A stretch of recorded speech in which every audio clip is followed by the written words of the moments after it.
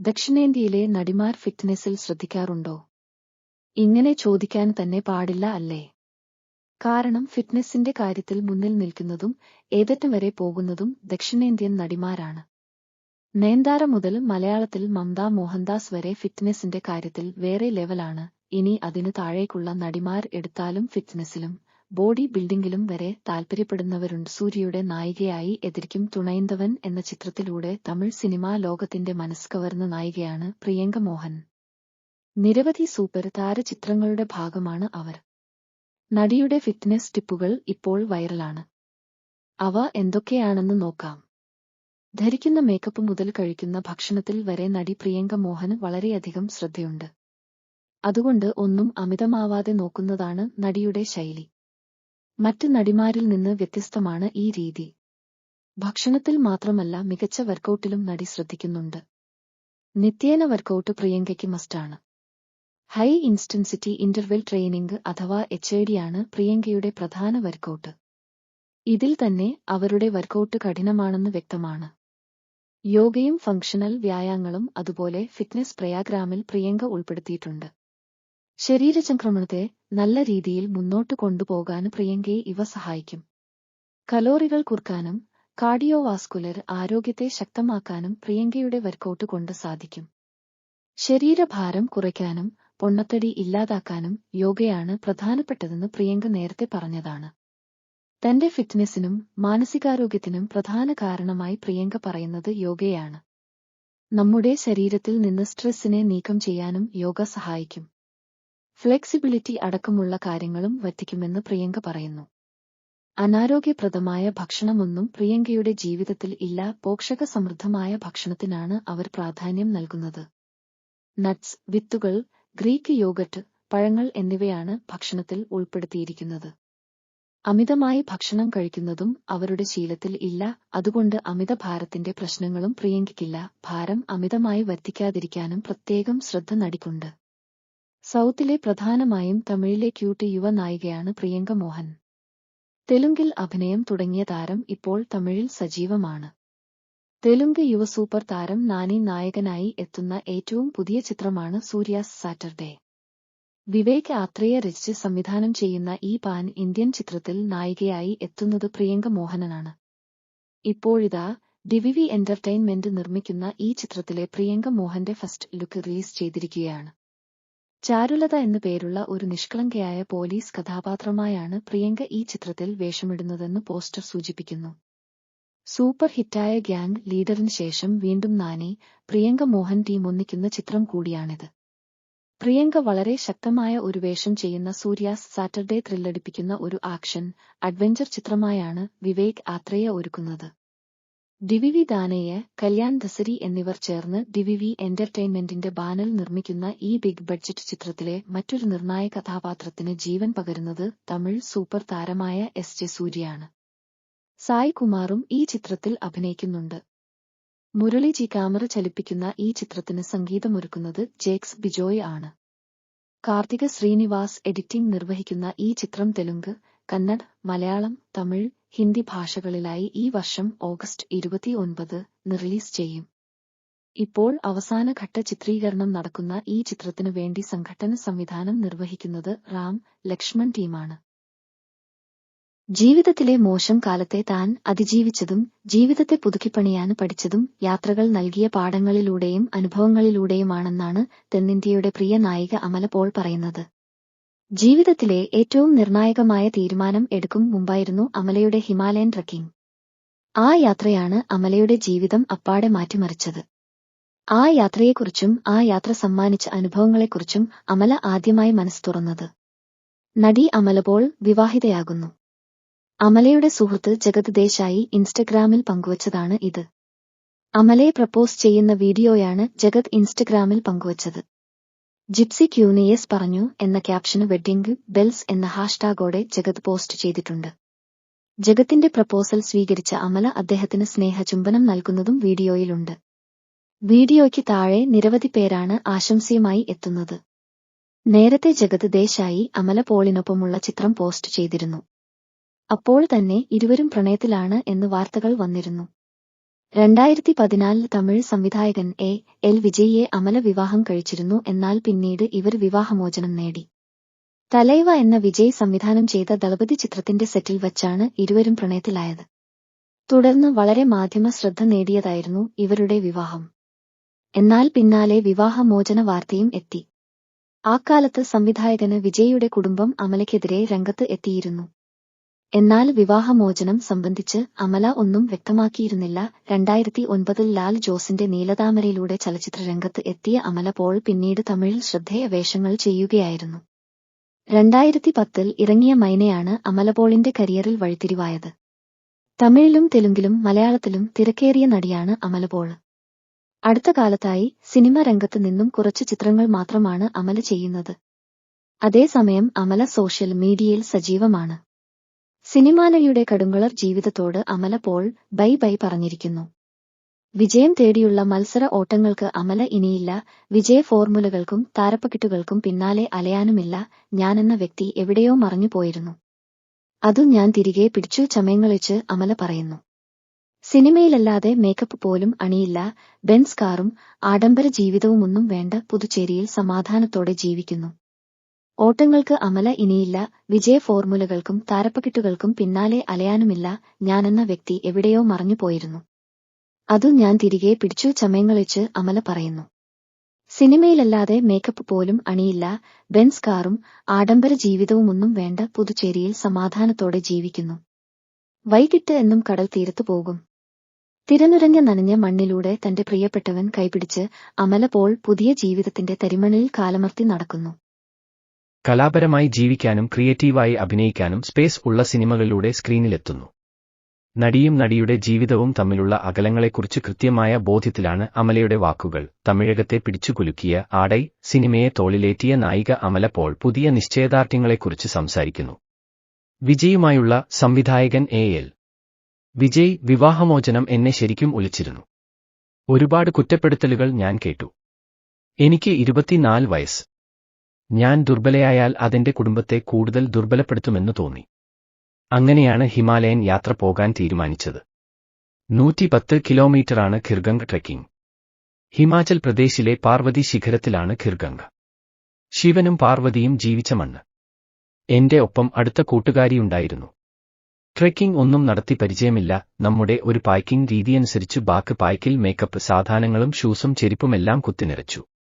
മലകേറിയപ്പോഴാണ് ഇതൊന്നും ആവശ്യമില്ലെന്ന് മനസ്സിലായത്. 3000 അടി മുകളിൽ ചെന്നപ്പോൾ എനിക്ക് തലചുറ്റി. ഞാൻ തളർന്നു. അവിടെ മരിച്ചു വീഴുമെന്നു. രാത്രി എപ്പോഴോ ഉണർന്നു. പുറത്തുവന്ന് ആകാശത്തേക്ക് നോക്കിയപ്പോൾ പാൽ ചുരത്തി ആകാശഗംഗ. നിലാവിൽ നനഞ്ഞുപോയ ആ നിമിഷത്തിൽ മനസ്സിലെ ഭാരമെല്ലാം ഒഴിഞ്ഞുപോയി. ഞാൻ ഒരു അപ്പൂപ്പൻ ദാടി പോലെ പറന്നു നടന്നു. ആ ഊർജത്തിൽ 10 ദിവസം നീണ്ട ട്രെക്കിംഗ് പൂർത്തിയാക്കി. അന്നുമുതൽ ഞാൻ വെജിറ്റേറിയനാണ്. അന്നുമുതൽ ഞാൻ വീഗനാണ്. മൃഗങ്ങളിൽ നിന്നുള്ള പാൽ ഉൾപ്പെടെ ഒന്നും ഉപയോഗിക്കാത്തവർ. ബ്യൂട്ടി പാർലറിലും കോസ്മെറ്റിക് ക്ലിനിക്കുകളിലും പോകുന്നില്ല. വിജയ് ഞാൻ ഇഷ്ടപ്പെടുന്ന വളരെ മാന്യനായ വ്യക്തിയാണ്. ഒരു പ്രശ്നം മൂടിവെച്ച് അത് അവഗണിച്ച് മുന്നോട്ടു പോകാൻ ഞങ്ങൾ രണ്ടും ഇഷ്ടപ്പെട്ടിരുന്നില്ല. ഞങ്ങൾ പിരിഞ്ഞപ്പോൾ മുതൽ വിജയിന് നല്ലൊരു പെൺകുട്ടിയെ ഭാര്യയായി കിട്ടണേ എന്നായിരുന്നു എന്റെ പ്രാർത്ഥന. വിജയിന്റെ വിവാഹ ദിവസം ഏറ്റവും സന്തോഷിച്ച വ്യക്തി ഞാനായിരിക്കണം. എനിക്കുറപ്പാണ്. എനിക്കും എന്നും നന്മ വരാൻ ആഗ്രഹിക്കുന്ന വ്യക്തിയാണ് വിജയും. അരബിന്ദോ ആശ്രമവുമായുള്ള ബന്ധം കൊണ്ടാണ് ഞാൻ പുതുച്ചേരി ജീവിക്കാൻ തിരഞ്ഞെടുത്തത്. ഒരു ഇംഗ്ലീഷ് പത്രത്തിന് അഭിമുഖം നൽകിയപ്പോൾ വീടിന് 20,000 രൂപയാണ് വാടക. ജീവിതത്തിൽ മറ്റു വലിയ ചെലവുകളൊന്നുമില്ല എന്ന് പറഞ്ഞിരുന്നു. എന്റെ വലിയ കാറൊക്കെ വിറ്റു. സൈക്കിളിലാണ് ഞാൻ പുതുച്ചേരിയിലൂടെ യാത്ര ചെയ്യുന്നത്. പച്ചക്കറി വാങ്ങാനും യോഗയ്ക്കുമൊക്കെ സൈക്കിളിലാണ് പോകുന്നത്. ഞാൻ ഇപ്പോൾ എന്നെ മനസ്സിലാക്കുന്ന അടുത്തറിയുന്ന ഒരാളുമായി റിലേഷൻഷിപ്പിലാണ്. ഞങ്ങൾ ഒരുമിച്ചാണ് താമസം. അത് പുറത്തു പറയേണ്ട സമയമാകുമ്പോൾ ആ വ്യക്തിയെ ഞാൻ പരിചയപ്പെടുത്തും. ഞങ്ങൾ സത്യത്തിൽ ഹിമാലയത്തിന്റെ താഴ്വരയിൽ താമസിക്കാനാണ് ആഗ്രഹിച്ചിരുന്നത്.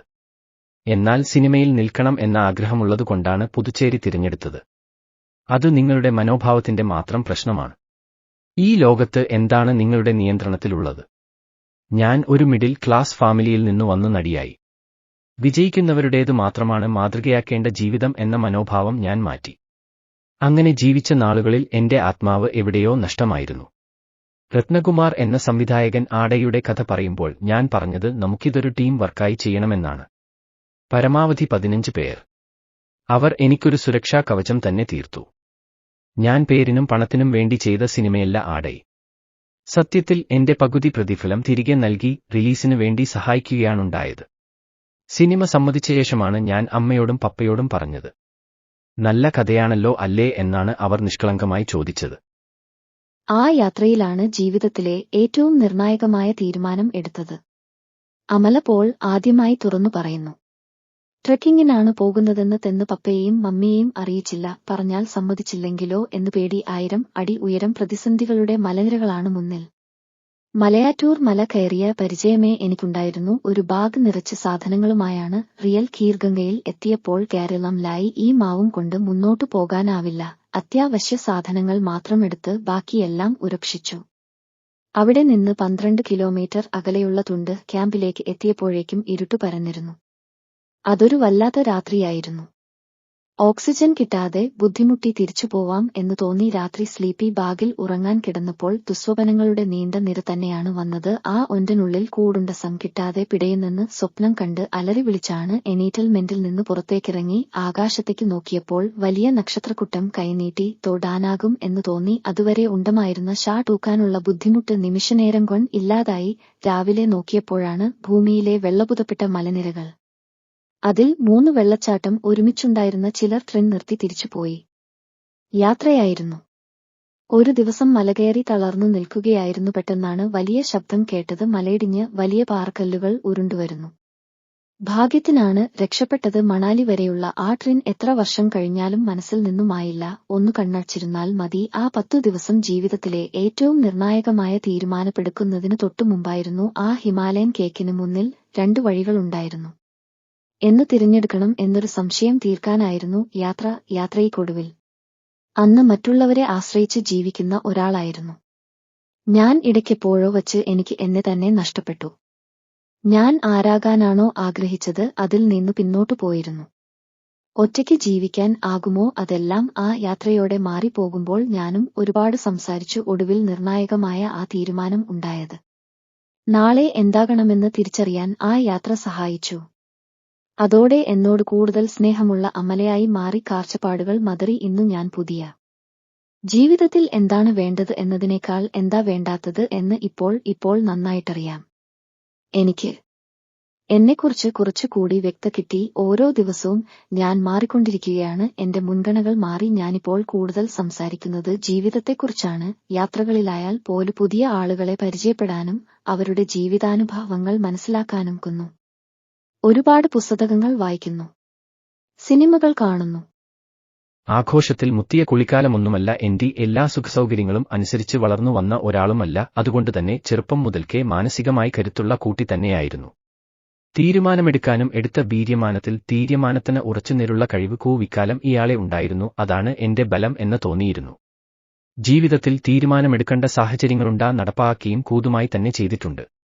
സിനിമയിൽ അഭിനയിക്കാൻ തീരുമാനിച്ചപ്പോൾ ഒരുപാട് പേർ നിരുത്സാഹപ്പെടുത്തി. അന്ന് ആ തീരുമാനത്തിൽ ഉറച്ചുനിന്നില്ല. മറ്റൊന്നായി പൊടേ കുടുംബബന്ധങ്ങളിലായാൽ പോലും എടുക്കുന്ന തീരുമാനങ്ങളിൽ ഉറച്ചു നിൽക്കണം. ഒന്നുകിൽ ആ ബന്ധം മുന്നോട്ടു പോകും എന്നുറപ്പിക്കുക, അല്ലെങ്കിൽ അത് വേണ്ട എന്ന ഏറ്റവും സങ്കടകരമായ അവസ്ഥയാണ്. 2 പേർ മാത്രമല്ല, കുട്ടികൾ പോലും എരിഞ്ഞു നീരിത്തുടങ്ങും. വേദന ലഹരി പോലെ മനസ്സു കീഴടക്കും. അതെനിക്ക് പറ്റില്ല. കാരണം എനിക്ക് എന്നോട് ഒരുപാട് ഇഷ്ടമാണ്. 1 വർഷം നീണ്ടുനിന്ന വിവാഹ ജീവിതം. എന്തുക തെറ്റായി എഴുതപ്പെട്ട കഥയിൽ കണ്ടുമുട്ടിൽ 2 കഥാപാത്രങ്ങളായിരുന്നു ഞങ്ങൾക്ക്. തെറ്റായിപ്പോയതുകൊണ്ടാണ് അതിലെ കഥാപാത്രത്തിൽ ഇറങ്ങിയപ്പോൾ കപ്പിൾസ് തന്നെയായിരുന്നു. ജീവിതത്തിൽ പല കാര്യങ്ങൾക്കും ഞങ്ങൾ കൊടുത്തിരുന്ന പ്രാധാന്യം പലതാണിരുന്നു. സിനിമയിലെ ഉയർച്ചയെക്കാളും വൈകാരികവും ബൗദ്ധികവും മാനസികവുമായ വളർച്ചയായിരുന്നു സ്വപ്നം കണ്ട്. ആ വളർച്ച ഉണ്ടായില്ലെങ്കിൽ മറ്റൊരാളാ പോവും. അങ്ങനെയൊരു ജീവിതത്തിൽ എനിക്ക് അർത്ഥം തോന്നിയില്ല. മൂന്നാമതൊരാൾക്ക് ഇത് മനസ്സിലാകില്ല. ജീവിതം സഹിച്ചും തീർക്കാൻ എനിക്കിഷ്ടമല്ലായിരുന്നു. ഞാൻ പങ്കാളിയും വേദന സഹിക്കാൻ ഇവരുതെന്നുമുണ്ടായിരുന്നു. നല്ല പങ്കാളികൾ. എന്നാൽ ഒരു നായതിൽ ഒരേ മനസ്സോടെ 22 വയസ്സുള്ള പെൺകുട്ടിയുടെ ആഗ്രഹങ്ങളും അവൾക്ക് പറക്കാനുള്ള ആകാശങ്ങളും വലുതായിരുന്നു. ഞങ്ങൾ ഒരുപാട് സ്നേഹിച്ചു പരസ്പരം നന്നായി തിച്ചു. പോസിറ്റീവായ സ്വാധീനം 2 പേരിലുമുണ്ടായിട്ടുണ്ട്. തരിര സിനിമയിലെ അറിയപ്പെടുന്ന സംവിധായകനായ വിജയത്തിലായിരുന്നെങ്കിൽ ഞങ്ങൾക്ക് പിരിണ്ടിവരില്ലായിരുന്നു എന്ന് തോന്നിയിട്ടുണ്ട്. പക്ഷേ അതുവരെ സങ്കരം നിറഞ്ഞ ജീവിതം തുടരുക എന്നാൽ പരസ്പരം ചെയ്യുന്ന പാപരാണ്. ഇങ്ങനെ ഒരു തീരുമാനത്തിലെത്താൻ എടുക്കാണോ? ഒരിക്കലുമല്ല. ഇറങ്ങിപ്പോയാൽ അനിശ്ചിതത്വത്തിലേക്കായി 3 ജീവിതം എന്തായിത്തീരും എന്നുള്ള തോന്നലിൽ ഉള്ള യാത്രകളായിരുന്നു. ജീവിതത്തിൽ കഷ്ടപ്പാട് വന്നു എന്ന് കരുതി ആത്മവിശ്വാസം നഷ്ടപ്പെടുത്തുന്നു. ഉണ്ടാവുമ്പോ അതിലൂടെ വെളിച്ചം കയറൂ. കുടുംബമായിരുന്നു കരുത്ത്. ജീവിതത്തിൽ ഞാൻ കണ്ട മനക്കരുത്തുള്ള എന്റെ രത്നതാണ്. പല കാര്യങ്ങൾക്കും ധൈര്യം തന്നു. ഞങ്ങൾക്കിരിയിൽ കുഴപ്പങ്ങളുണ്ടെന്നറിഞ്ഞതപ്പോൾ പപ്പ പറഞ്ഞു, മുന്നോട്ട് പോവാനാകുന്നില്ലെങ്കിൽ തിന്നാം. പക്ഷേ നിങ്ങൾക്കിയിലുള്ള സ്നേഹം പോകരുത്, ശത്രുക്കളെ പോലെ മുറിയവയ്പ്പിക്കരുതൽ. പപ്പ പറഞ്ഞതുപോലെ ഞങ്ങളിപ്പോഴും വേർപിരി വാർത്താകുമെന്നു കരുതി ജീവിതം ബലി കഴിക്കാനാവുമോ? മറ്റുള്ളവർ എന്നു പറയും എന്നോർത്ത് മുറിക്കുള്ളിൽ കടഞ്ഞു ജീവിക്കുന്ന ഭീകരമല്ല അത്തരം. വിവാഹമോചനം കൂടുന്നു എന്നതൊക്കെ തെറ്റായ ധാരണയാണ് സമൂഹത്തിൽ നടക്കുന്നത്. ഇവരെയും പ്രതിഫലിക്കുന്നു. താരങ്ങളുടെ ജീവിതം ഷെൽഫിലെ പുസ്തകങ്ങൾ പോലെയാണ്. ആർക്കു വേണമെങ്കിലും എടുത്തു നോക്കാം, തിരിച്ചു സരിക്കാം. കൂടുതൽ താൽപ്പര്യമുള്ള പുസ്തകങ്ങൾ കൂടുതൽ ആളുകൾ എടുത്തു നോക്കുന്നു. ഇതേതും പ്രാധാന്യം കിട്ടുന്നത്. അതൊക്കെ ശരിയാകും എന്ന് കരുതി എടുത്തു ചാകുന്നവരാണ് അധികവും. മാതാപിതാക്കൾ പെൺകുട്ടികൾക്ക് കൊരുക്കുന്ന സമ്മർദ്ദം അത്ര വലുതാണ്. പഠനം, ജോലി, വിവാഹം, ഇതാണ് പതിവ് വഴി. വിജനെ കണ്ടപ്പോൾ, അദ്ദേഹം തന്ന സുരക്ഷിതത്വം കണ്ടപ്പോൾ ഞാനാരാണ്, സ്വപ്നങ്ങൾ എന്തൊക്കെയാണ് എന്നെല്ലാം മറന്നുപോയി. അതാകാം പിന്നീടുള്ള ജീവിതത്തിൽ കുഴപ്പങ്ങളുണ്ടാക്കിയത്. വാക്കുകൾ കൊണ്ട് മുറിക്കുത്തിയവരും ഇല്ലേ? വേദനിപ്പിച്ച സംഭവങ്ങളും ആൾക്കാരുമുണ്ട്. പടക്ഷം അതിനൊന്നും മനസ്സിനെ തൊഴാനായില്ല. ചില കാറുത്ത് കേട്ടപ്പോൾ സങ്കരല്ല പുച്ഛതാൻ തോന്നിയത് അതിലൊന്നായിരുന്നു. മോചനത്തിനായി ഒരുത്തിയപ്പോൾ നിരുത്സാഹപ്പെടുത്തിയ ആളാണ് അദ്ദേഹം.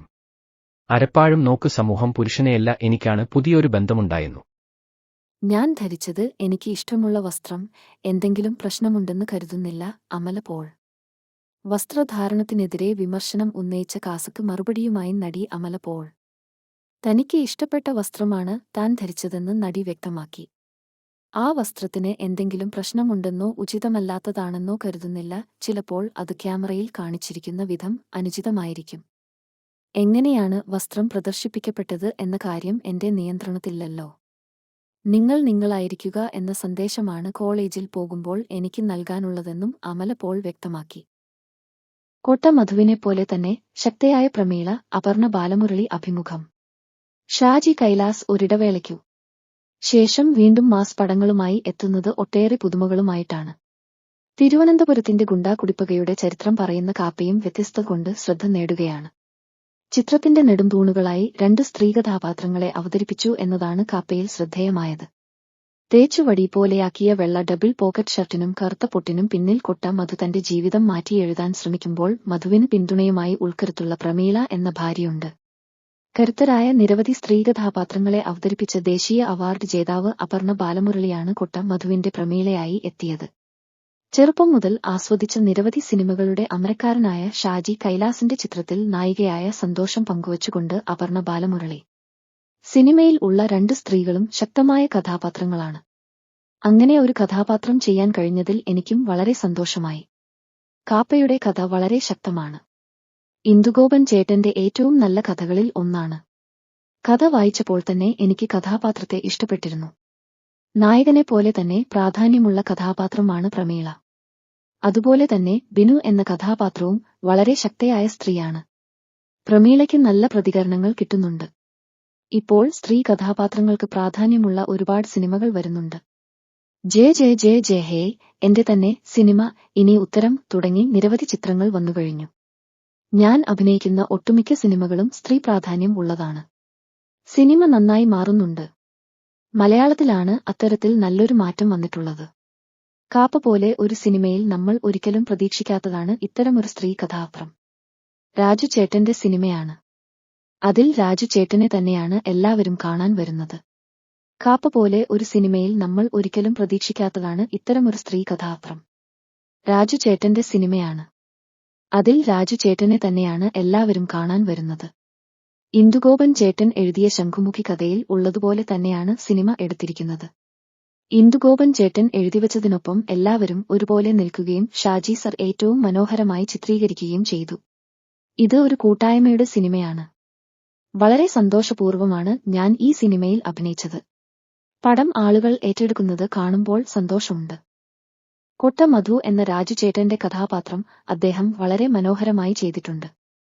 ഈ കഥാപാത്രം രാജു ചേട്ടൻ അല്ലാതെ മറ്റാരും ചെയ്താൽ ഇത്രയും ഭംഗിയാകില്ല. രാജു ചേട്ടനെ അല്ലാതെ മറ്റൊരാളെ ഈ കഥാപാത്രത്തോട് ചേർത്തുവയ്ക്കാൻ മനസ്സിൽ പോലും പറ്റുന്നില്ല. ശക്തനായ ഒരു മനുഷ്യനാണ് മധു. സ്ത്രീ കഥാപാത്രത്തിന് പ്രാധാന്യം ഉണ്ടെന്ന് കരുതി അത് മധുവിന്റെ പ്രസക്തിക്ക് ഒട്ടും കോട്ടം വരുത്തിയിട്ടില്ല. തിരുവനന്തപുരത്തുകാർ ചെയ്ത് തിരുവനന്തപുരത്തിന്റെ കഥയാണ് കാപ്പ. ഷാജി ചേട്ടൻ, രാജു ചേട്ടൻ, നന്ദു ചേട്ടൻ, ജഗദീഷ് ചേട്ടൻ തുടങ്ങി നിരവധി പേരാണ് ചിത്രത്തിനു വേണ്ടി പ്രവർത്തിച്ച തിരുവനന്തപുരത്തുകാർ. അതുകൊണ്ടുതന്നെ തിരുവനന്തപുരം സ്ലാങ് വളരെ നന്നായി ഉപയോഗിച്ചിട്ടുണ്ട്. സ്ലാങ് പഠിക്കാൻ എന്നെ സഹായിച്ചത് രാജു ചേട്ടനാണ്. ഞാൻ ആദ്യമായിട്ടാണ് തിരുവനന്തപുരം ബേസ്ഡ് സിനിമ ചെയ്യുന്നത്. ആദ്യമൊക്കെ ബുദ്ധിമുട്ടായിരുന്നു.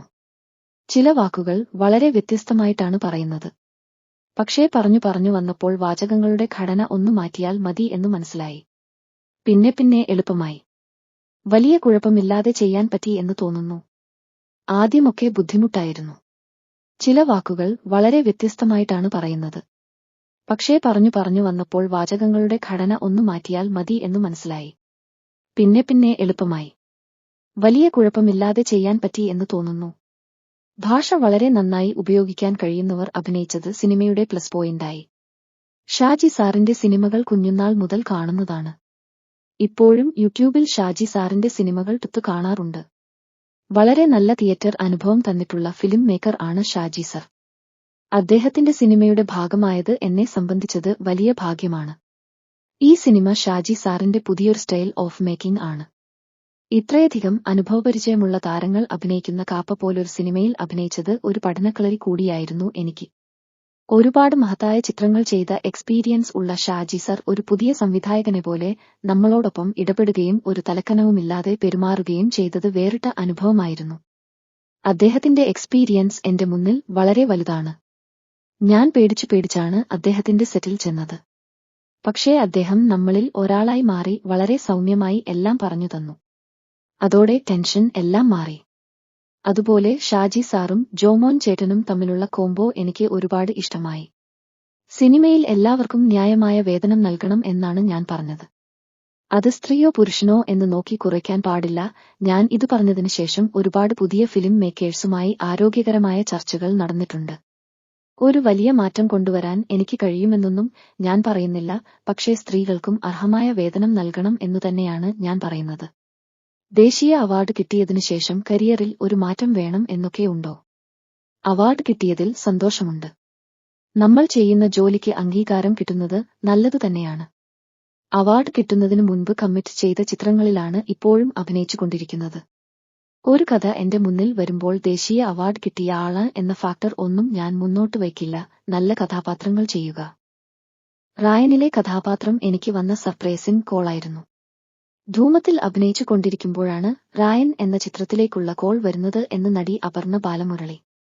സൺ പിക്ചേഴ്സിന്റെ ബാനറിൽ ധനുഷ് സാർ സംവിധാനം ചെയ്യുന്ന സിനിമ എന്ന് കേട്ടപ്പോൾ തന്നെ റായനിൽ അഭിനയിക്കണം എന്ന് തോന്നിയിരുന്നുവെന്നും അപർണ പറയുന്നു.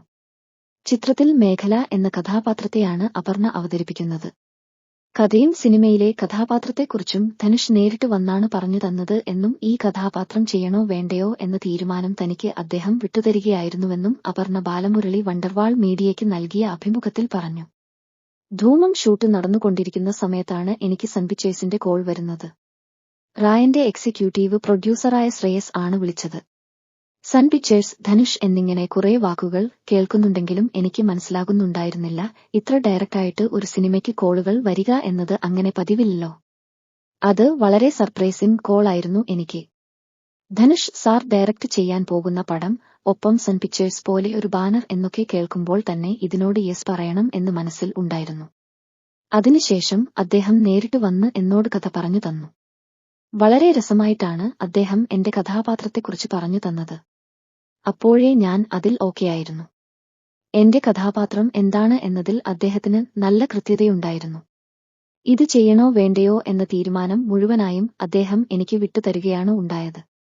തന്റെ കുടുംബത്തെ കൊലപ്പെടുത്തിയവരോട് പ്രതികാരം ചെയ്യുന്ന സാധാരണക്കാരനായ യുവാവിന്റെ കഥ പറയുന്ന ചിത്രമാണ് റായൻ. ധനുഷിന്റെ 50ാമത് ചിത്രമായ റായൻ സംവിധാനം ചെയ്തതും ധനുഷ് തന്നെയാണ്. സൺ പിക്ചേഴ്സിന്റെ ബാനറിൽ കലാനിധി മാരനാണ് ചിത്രം നിർമ്മിച്ചത്. എസ്.ജെ. സൂര്യ, കാളിദാസ് ജയറാം, സന്ദീപ് കിഷൻ, സെൽവരാഘവൻ, പ്രകാശ് രാജ്, ദുഷ്ടവിജയൻ, നിത്യ മേനോൻ, അപർണ ബാലമുരളി, അനിക സുരേന്ദ്രൻ, എസ്.ജെ. സൂര്യ, വരലക്ഷ്മി ശരത്കുമാർ തുടങ്ങിയവരാണ് ചിത്രത്തിലെ മറ്റു പ്രധാന കഥാപാത്രങ്ങളെ അവതരിപ്പിച്ചത്. ചിത്രം തിയേറ്ററിൽ പ്രദർശനം തുടരുകയാണ്. ഒരുപാട് സിനിമകൾ ചെയ്തു, പക്ഷേ പാഷൻ തുടങ്ങുന്നത് ആ ചിത്രത്തിന് ശേഷം. സിനിമയിൽ നിന്ന് മനഃപൂർവ്വം തന്നെയാണ് മാറി നിന്നതെന്ന് നടി അപർണ ബാലമുരളി. തുടരെ തുടരെ വർക്ക് ചെയ്തുകൊണ്ടിരിക്കുമ്പോൾ തീർച്ചയായും നമ്മുടെ ശരീരം വല്ലാതെ ക്ഷീണിക്കും. എനിക്ക് കിട്ടിയ ഈ ചെറിയ ഗ്യാപ്പിൽ ഞാൻ ഹാപ്പിയാണ്. വലിയൊരു ട്രാൻസ്ഫോർമേഷൻ നടത്തി എന്നതിലപ്പുറം ഒരുപാട് മാറ്റങ്ങൾ എനിക്ക് എന്റെ ശരീരത്തിൽ കാണാൻ സാധിച്ചു. അത് തന്നെയാണ് എന്നെ സംബന്ധിച്ച് വലിയ കാര്യമെന്നും നടി പറഞ്ഞു. സൂരയ് പോട്ടറിന്റെ സെറ്റിൽ വെച്ചാണ് തന്റെ സിനിമയോടുള്ള പാഷൻ തുടങ്ങുന്നതെന്നും നടി പറഞ്ഞു. ഒരു സെക്കൻഡ് ക്ലാസ് യാത്രയിലൂടെയാണ് സിനിമയിലെത്തിയത്. പിന്നീട് മഹേഷിന്റെ പ്രതികാരം, സൺഡേ ഹോളിഡേ അങ്ങനെ ഒരുപാട് സിനിമകൾ ചെയ്തു. പക്ഷേ സിനിമ എന്താണെന്നോ അതിനെക്കുറിച്ച് വലിയ അറിവുണ്ടായിരുന്നില്ല. എന്നാൽ സൂരയ് പോട്ടർ ആണ് എനിക്ക് എങ്ങനെ ഇതൊക്കെ ചെയ്യാം എന്ന് പഠിപ്പിച്ചത്. സത്യം പറഞ്ഞാൽ എന്റെ പാഷൻ തുടങ്ങുന്നത് സൂരയ് പോട്ടറിന്റെ സെറ്റിൽ വെച്ചാണ്. അതിനുശേഷം എനിക്ക് അഭിനയം വിട്ടുപോകാൻ തോന്നിയിട്ടില്ല. സുധാ മാം എന്നെ ഒരുപാട് ട്രെയിൻ ചെയ്തിട്ടുണ്ട്. അതെല്ലാം എനിക്ക് ഗുണം ചെയ്തിട്ടുണ്ട്. ധനുഷ് സംവിധാനം ചെയ്യുന്ന രായൻ എന്ന ചിത്രത്തിലും മികച്ച വേഷംസ് ചെയ്യുന്നുണ്ട് അപർണ ബാലമുരളി. ഞാൻ ധൂമം ചെയ്യുന്ന സമയത്താണ് പെട്ടെന്നൊരു കോൾ വരുന്നത്. സത്യത്തിൽ ഭയങ്കര സംശയമായി. കാരണം സൺ പിക്ചേഴ്സ് പോലൊരു കമ്പനി ചെയ്യുന്ന ഒരു സിനിമയിലേക്ക് എന്നെ വിളിക്കുന്നത് ഒട്ടും പ്രതീക്ഷിക്കുന്നില്ല. ധനുഷ് സാർ സംവിധാനം ചെയ്യുന്ന സിനിമ, അതും സൺ പിക്ചേഴ്സ് നിർമ്മിക്കുന്നു എന്ന് കേൾക്കുമ്പോൾ ഒരു 50% അത് ചെയ്യാൻ തയ്യാറാവും. ധനുഷ് സാർ തന്നെയാണ് ഈ കഥ പറഞ്ഞത്. അപ്പോൾ തന്നെ റെഡിയാണെന്ന് ഞാൻ പറഞ്ഞു. ജെ സൂര്യ ഭയങ്കര കമ്പനിയായിരുന്നു. ഷൂട്ട് ഇല്ലെങ്കിൽ പോലും ഞാനും കാളിയും വെറുതെ സെറ്റിൽ പോയി ഇരിക്കും. ധനുഷ് സാറിനും അതൊക്കെ ഇഷ്ടമായിരുന്നു.